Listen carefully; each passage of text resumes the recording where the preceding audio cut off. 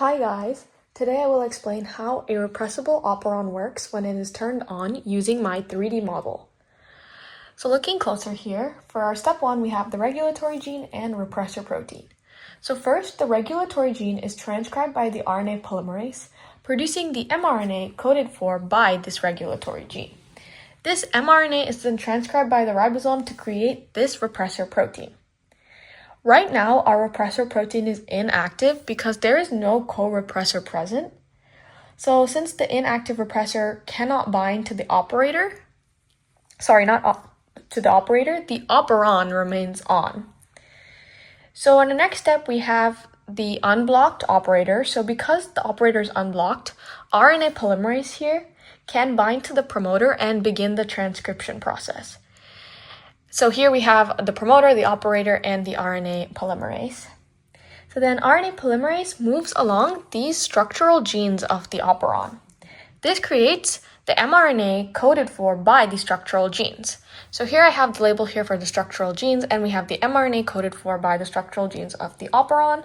And this then travels to the ribosome. So these little pins here represent our ribosome. And these ribosomes are then translated into, so when the mRNA travels to the ribosome, this is where it is translated into the protein coded for by the mRNA. Since there is no co-repressor, the repressor protein stays inactive and the operon continues producing the necessary protein.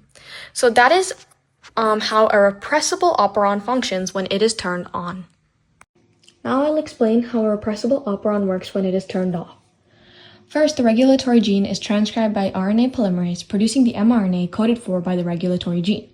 This mRNA is then translated by ribosome, forming the repressor protein. In this case, the co-repressor here is present. The co-repressor binds to the repressor protein. This changes its shape and makes it active. So now that the repressor protein is active, it binds to the operator, blocking the RNA polymerase from moving forward.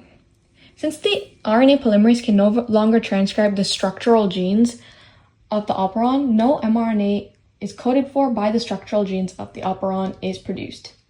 Without this mRNA, the ribosome has nothing to translate, meaning no protein coded for by the mRNA is made. Because the operator is blocked by the active repressor, the operon remains off and no proteins are produced. So that's how the repressible operon functions when it is turned off. Now I will explain how an inducible operon works when it is turned off.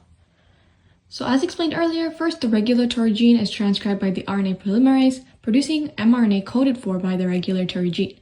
This mRNA is then translated by the ribosome, forming the repressor protein.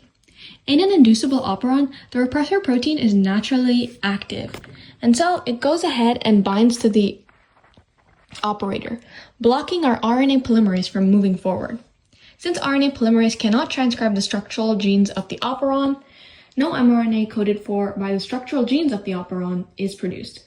Without the mRNA, the ribosome has nothing to translate, meaning no protein coded for by the mRNA is made. And so because the operator is blocked by the active repressor, the operon remains off and no proteins are produced. So all of this cannot happen. And so that's how an inducible operon functions when it is turned off. Now I will explain how an inducible operon works when it is turned on. So first, as I've said many times, the regulatory gene is transcribed by the RNA polymerase, producing mRNA coded for by the regulatory gene. This mRNA is then translated by the ribosome, forming the repressor protein. Normally, the repressor protein is active, and it binds to the operator, blocking the RNA polymerase. But when our inducer here is present, it binds to the repressor protein. This causes it to change its shape. And binding to the repressor protein makes it inactive. So it can no longer bind to the operator here, and this frees up the operator for the RNA polymerase to bind to the promoter and begin transcription. With the operator unblocked, RNA polymerase can now move along the structural genes of the operons here, transcribing them into mRNA coded for by the structural genes of the operon. And then this mRNA travels to the ribosome. And then when it travels to the ribosome, it is then translated into proteins coded for by the mRNA. Since the repressor protein is inactive and the operator is unblocked, the operon is now on and the necessary proteins are produced. So that's how an inducible operon functions when it is turned on. And that's it, guys. Thank you for your time.